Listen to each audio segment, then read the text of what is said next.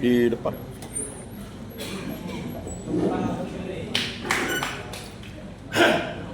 Menghadap sini aja, boleh ya. Ada beberapa catatan.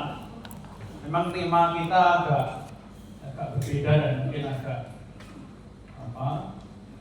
agak sulit atau apa begitu ya. Inovasi, lalu bagaimana penyuluh juga memberikan inspirasi bagi generasi. Lalu memang untuk karya tulis dan sebagainya harus lengkap, tetapi ketika presentasi misalnya 3 hal, apa yang diangkat, lalu mengapa itu diangkat, lalu bagaimana idenya, itu seringkali lepas. Lalu seringkali juga tidak fokus, misalnya semuanya dijelaskan tapi kemudian tidak ada ini catatan ya bagi kita semua, untuk belajar kita semua. Kalau kita pasti tahun depan ada lagi atau enggak? Nah, maksudnya supaya ibu bapak ketika tahun depan juga bisa lebih baik. Lalu tentu saja ada pilar teologis, catat kalau menurut saya. Lalu kemudian misalnya iman, harapan, lalu kemudian doa menjadi misalnya menjadi langkah pastoral apa, misalnya kerigma, liturgi, diakonia, martir, satu saja kayak gitu. Lalu kalau misalnya menampilkan sesuatu ya jangan ada nama orang lainnya. Di situ ada nama diambil dari orang lain dan sebagainya, kan karya asli. Lalu slogan jangan sampai tidak menjadi tindakan. Ini bahaya kalau kita mau. Kalau usul saya misalnya moral itu, misalnya ya moralitas dan sebagainya itu bisa menjadi aplikatif kalau dipakai misalnya meningkatkan sesuatu, memperdalam sesuatu, membaharui, misalnya belum digital jadikan digital kayak buat saya tadi, menjiwai berikan animasi tadi kayak yang di katedral kalau di katedral tadi, juga beberapa yang tadi WA misalnya kayak gitu. Nah, merevisi sesuatu jadi tindakan. Inilah yang kemudian menjadi inovasi. Itu beberapa catatan saya. Terima kasih.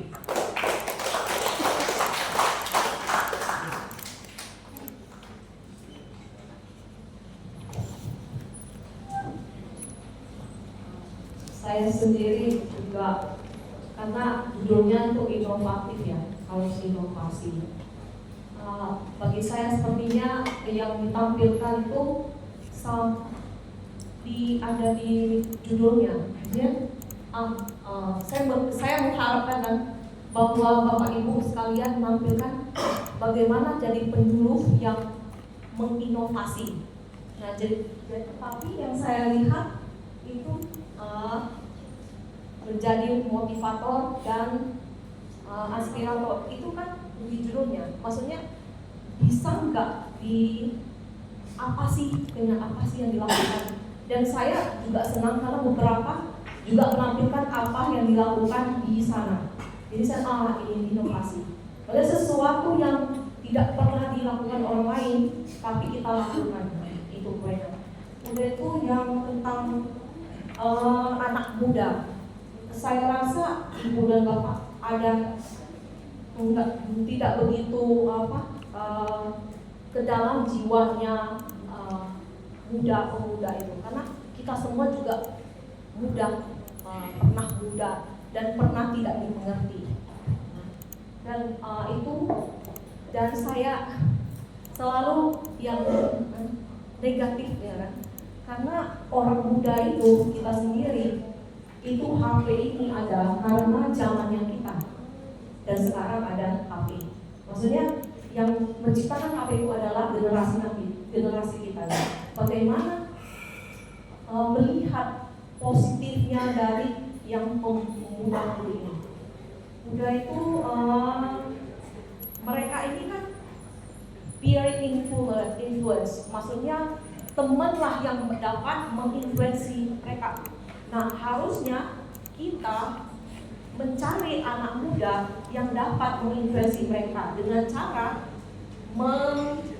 mengembangkan perasaan belongingness, kepemilikan. Mereka ini mencari jati diri, mencari bagaimana mereka bisa Dino punya rasa kepemilikan dengan suatu grup.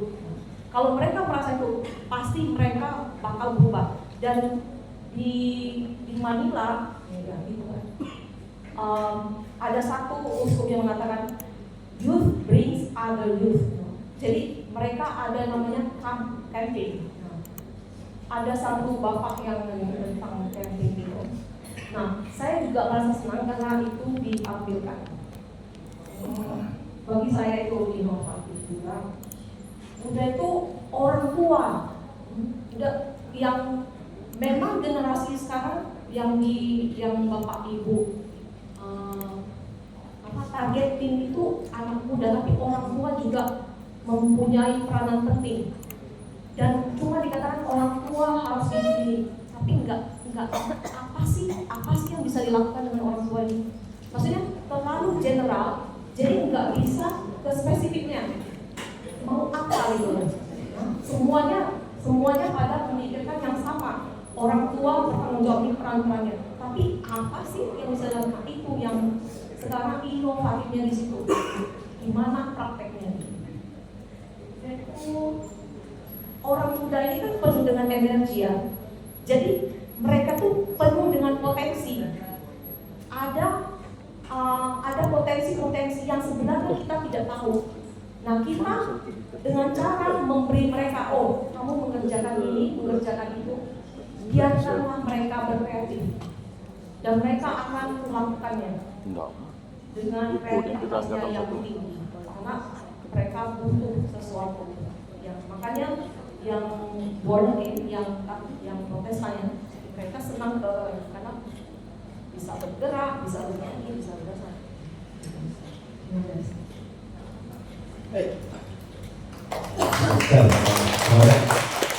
Oke, Bapak Ibu, selamat sore. Masih semangat? Secara umum, menurut saya sudah ada yang baik, ya. Cuman seperti kata Romo Krek tadi, memang kalau membuat karya ilmiah itu ada sistematikanya. Nah, kebanyakan tidak pakai sistematika. Tapi saya pahami karena dalam waktu sangat, ya, 2 hari saja ya, mungkin membuat sesuatu yang. Tetapi paling tidak, kalau kita membuat sebuah karya ilmiah itu pertanyaan ilmiah yang paling penting adalah 3 hal. What, why, how. Apa yang mau ditulis, mengapa itu saya mengambil itu, dan bagaimana itu bisa kita buat. Kayak kalian mau menginovasi tadi kan, tindakan seperti apa sih sebagai seorang penulis yang mampu menginovasi audio. Itu yang saya lihat rata-rata masih mengambang. Nah, sebelum kita memulai ikut dalam rangka kita buat dulu peta konsepnya secara umum. Apa yang mau kita tulis? Sebenarnya tak perlu panjang karya ilmiah itu, ya, pendek saja. Ya. Kan ada minimal 3.000 kata. Ya 3.000 kata nggak banyak itu, ya. Jadi pada dasarnya saya lihat udah oke. Cuman begini, ketika kita presentasi juga, hal yang perlu pertama selain dari isi presentasi itu, perasa harus kita perhatikan. Ya orang ya. Saya lihat banyak tidak memperhatikan perasa. Tahu perasa nggak? Kata awal kita akan membuka presentasi itu disebut perasa. Kata pembuka pertama, membuat audiens itu penting nggak sih topik ini dibicarakan? Penting nggak sih topik ini didengarkan? Saya banget nggak sih topik ini gitu? Itu yang harus diperhatikan. Sehingga audiens, wah ini aku banget gitu topik ini. Jadi itu yang penting perasa sebelum menyampaikan secara keseluruhan. Dari saya di sini. Buka.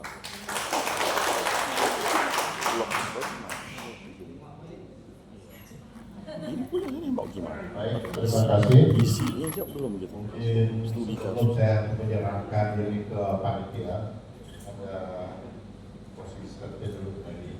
Romo, bagaimana? Ya, saya senang ya, banyak inspirasi sebetulnya yang dilontarkan oleh Bapak sekalian. Dan saya juga tidak mengira kalau di floor ini juga misalnya ada AI, misalnya dibicarakan tadi ya. Kalau menurut saya itu advance sekali, sangat maju. Nah itu ini, seringkali kita itu lupa bahwa kita di sini itu untuk saling belajar. Nah mungkin juga baik juga apa sih makanan apa AI. Nah itu bisa saling belajar. Lalu kemudian bagaimana tadi transformasi itu menjadi influencer itu juga menarik. Eco-printing itu seringkali dilupakan tapi itu juga penting. Tapi sederhana penting. Nah itu penting tapi seringkali terlupakan. Nah misalnya jadi itu juga bisa kita lakukan bersama. Nah floor ini akan menjadi kaya. Bayangkan kalau kita tahu ya, saya ingin belajar itu atau saya ingin belajar ini dan sebagainya. Nah ini menjadi kekuatan bagi kita semua di Kalimantan Barat ini. Itu aja kalau saya. Terima kasih. Baik, terima kasih sekali lagi tepuk tangan untuk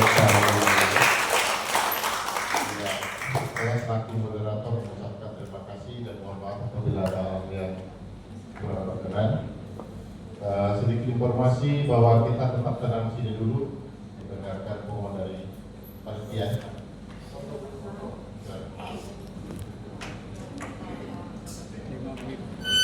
Mari Bapak Ibu kita beri aplaus, tepuk tangan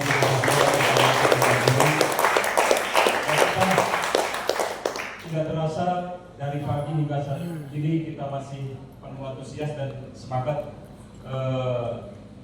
mengikuti kegiatan ini, mendengarkan presentasi kita semua, terutama dalam pelaksanaan pemilihan pemilu agama Katolik Teladan tingkat provinsi. Presentasi karya tulis sudah kita lakukan bersama. Ada satu aspek penilaian yaitu video. Sebentar Bapak Ibu boleh nanti break. Sebentar nanti kami akan bersama Dewan Juri berembuk terkait dengan penilaian video ya, yang Bapak Ibu sudah serahkan kepada panitia. Kemudian kurang lebih 15 menit kami berembuk bersama Dewan Juri. Nanti setelah itu Bapak Ibu bisa kembali lagi ke sini untuk beberapa hal yang perlu kami sampaikan. Kegiatan kita selanjutnya nanti setelah makan siang masih ada sistematika itu setelah makan malam ya. Siang besok ya. Itu dulu Bapak Ibu, silakan break dulu sebentar.